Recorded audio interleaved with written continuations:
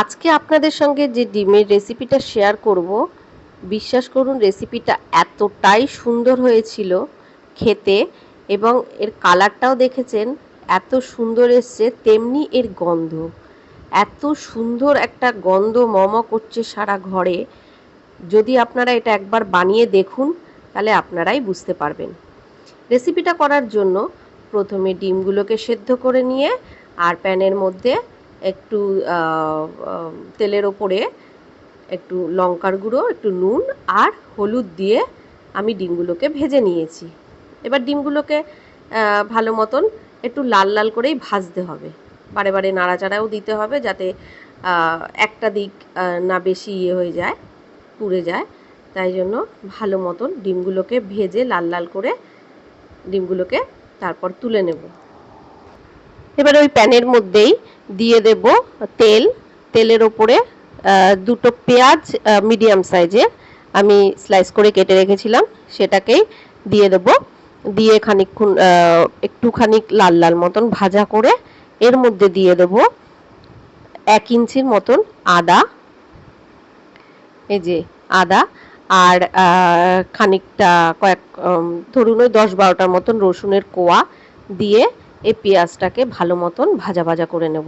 এর মধ্যে এবারে দিয়ে দেব কয়েকটা কাঁচা লঙ্কা ভেঙে টুকরো করে দিয়ে দেবো, কারণ এটা যেহেতু পেস্ট হবে সেহেতু আর কাটলাম না, এমনি ভেঙে দিয়ে দিলাম।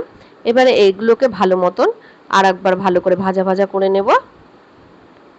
ঝাল যে যেরকম খায় সেই অনুপাতে লঙ্কাটা নেবেন। আর এবারে দিয়ে দেব 8টা-9টা কাজু। কাজুটা দিয়েও এই যে আবারও ভালো মতো নাড়িয়ে চাড়িয়ে নিয়ে এইবারে এটা আমার পেঁয়াজের এই যে মশলাটা আমার রেডি হয়ে গেল। এবার এই মশলাটাকে আমি আলাদা পাত্রে ঢেলে এটাকে ঠান্ডা হতে দেব, কারণ এটা মিক্সিতে পেস্ট করতে হবে। এবারে দিয়ে দেব, এবারে এই যে দেখুন পেস্ট হয়ে গেছে, এর মধ্যে একটু ধনেপাতাও দিয়ে দেবো, ধনেপাতাটাও পেস্ট হয়ে যাবে। আর এর মধ্যে দিয়ে দেব এবারে কিছু তেলের ওপর, কড়ার মধ্যে তেলের ওপরে দিয়ে দেব আপনার গোটা গরম মশলা, এলাচ, দারচিনি, লবঙ্গ, এই দিয়ে একটু ফোড়নটা হয়ে গেলে আমি যে পেস্টটা তৈরি করেছিলাম পেঁয়াজের, সেই পেস্টটাকে এবারে এর মধ্যে তেলের ওপরে ছেড়ে দেব। পেস্টটাকে দিয়ে খানিকক্ষণ ভালো মতন নাড়াচাড়া করে নেব, কিন্তু আঁচটা রাখতে হবে কিন্তু একদম সিম করে, যেহেতু এটার মধ্যে একটু কাজু আছে নিচে ধরে যেতেও পারে, তাই জন্য আঁচটা মিডিয়াম লো করে করতে হবে।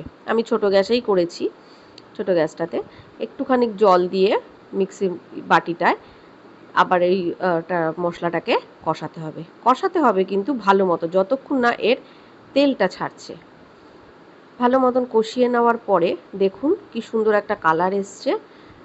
এইবারে যখন তেলটা ছাড়ছে আস্তে আস্তে, তখন এর মধ্যে দিয়ে দেবো পরিমাণ মতো নুন, 1 চামচের একটু কম চিনি, এবারে দেব হচ্ছে ধনিয়া গুঁড়ো, আর দেব সামান্য পরিমাণ হলুদ, 1/2 চামচের মতন হলুদ দেব, আর দেব 1 চামচের মতন গোলমরিচ গুঁড়ো।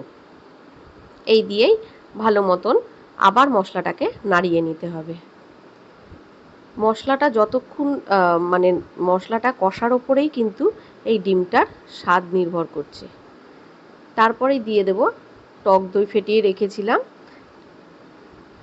1 কাপ টক দই এর মধ্যে দিয়ে দেব। টক দইও দিয়েও খানিকক্ষণ আবার ভালো করে নাড়াচাড়া করে নিতে হবে। দেখুন একটা সুন্দর মতন তেল ছাড়ছে আস্তে আস্তে, কালারটাও দুর্দান্ত হয়েছিল, আর গন্ধ এত সুন্দর আসছে, মানে একবার রেসিপিটা অন্তত করবেন, দেখবেন সত্যি প্রত্যেকটা মানুষ বলবে ভালো হয়েছে।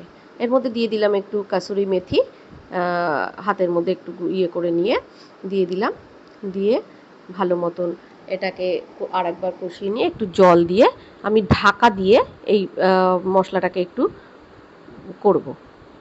দেখুন যেরকমের গাত থেকে আস্তে আস্তে তেল ছাড়ছে, ততই যেন কালারটা আরও সুন্দর আসছে। এইবারে ঠিক এই সময় দিয়ে দেব ভেজে রাখা ডিমগুলোকে। ডিমের কালারটাও দেখুন এত সুন্দর এসছে, কিন্তু এই ডিমটা দেওয়ার পর কিন্তু আর ঢাকনাটা দেবেন না, এটাকে এইভাবেই ঢাকনা ছাড়াই এটাকে একটুখানি নিভু আঁচে ফুটতে দিতে হবে। আমার ভিডিওটা যদি ভালো লেগে থাকে তাহলে একটা লাইক, কমেন্ট আর সাবস্ক্রাইব অবশ্যই করে দেবেন প্লিজ, যাতে আমি আপনাদের সামনে এরকমভাবে আসতে পারি, আপনাদের সঙ্গে কথা বলতে পারি। আপনাদের সাপোর্ট আমার খুব প্রয়োজন। আমার এগিয়ে যাওয়ার পথে আপনাদের সাপোর্ট ছাড়া আমার চলবে না। তাই প্লিজ আমাকে একটু সাপোর্ট করুন। আর আমার বন্ধুরা, আপনারা যে যেখানেই আছেন ভালো থাকবেন, সুস্থ থাকবেন, সাবধানে থাকবেন আর ভিডিওটাকে একটু সাপোর্ট করে আমাকে এগিয়ে নিয়ে চলুন। দেখা হবে পরের ভিডিওতে।